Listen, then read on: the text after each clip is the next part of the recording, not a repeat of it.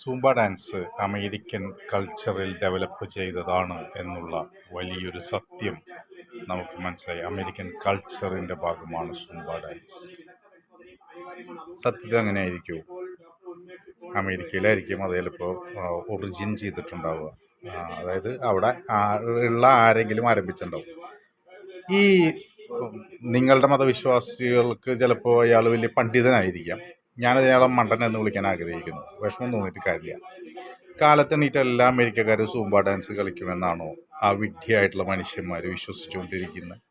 എനിക്കറിയാൻ വയ്യാത്തതുകൊണ്ട് ചോദിക്കുകയാണ്. അതായത് അവരുടെ ഒരു കൾച്ചറിൻ്റെ എന്നുള്ള എല്ലാ അമേരിക്കക്കാരും കാലത്തേറ്റും വൈകുന്നേരവും അവർ സൂംബ ഡാൻസ് കളിച്ചിട്ടാണ് ജീവിക്കുന്നത്. അങ്ങനെയാണോ വിശ്വാസം?